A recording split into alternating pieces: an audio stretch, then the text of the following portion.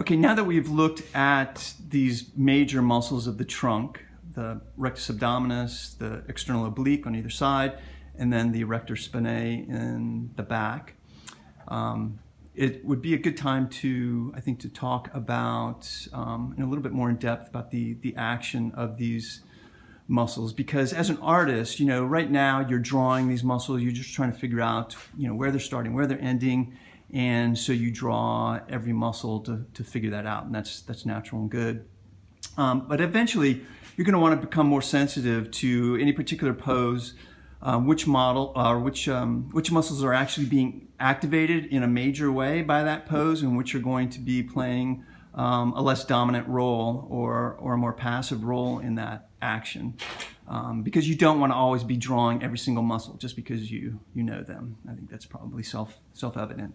There may be times when you have a model who, say, might be engaged in an activity where the rectus abdominis is really being used, but that person doesn't have a particularly developed rectus abdominis, but because you know that muscle is being used, you could choose to maybe highlight slightly that muscle in a way that you wouldn't otherwise if you weren't aware of the anatomy and the purpose of that muscle.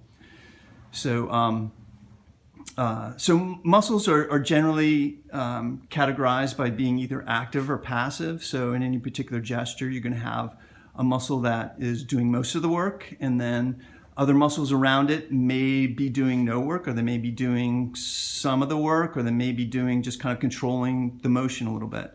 So a good example of this is a sit-up. So if you lay down on your back and you put your hand on your tummy and you lift up, you're going to definitely feel that your rectus abdominis is working. It's pulling you upward, and you're going to feel that. What you may not feel is that there may be microfibers in the external oblique that is helping that movement and maybe controlling the side-to-side movement as you come forward.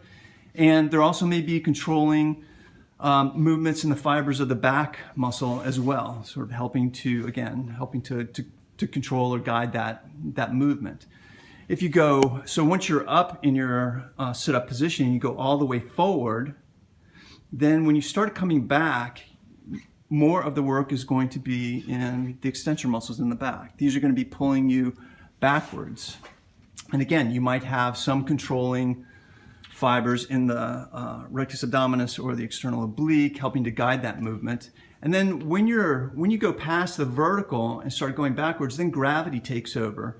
And what you might sense is that all of a sudden, the erector spinae, even though you're going downwards, the erector spinae are no longer engaged, and you'll feel your rectus abdominis tensed again, even though it's involved in sort of the opposite motion that you would think it's engaged in.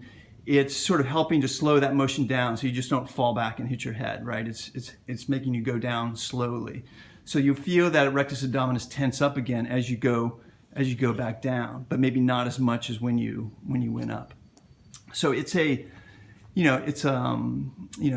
all these guys are kind of, they're kind of working together, and they're switching off depending on what the motion is, whether they're a dominant or a less dominant or more passive muscle. But it's nice to start becoming aware as you learn the muscles, to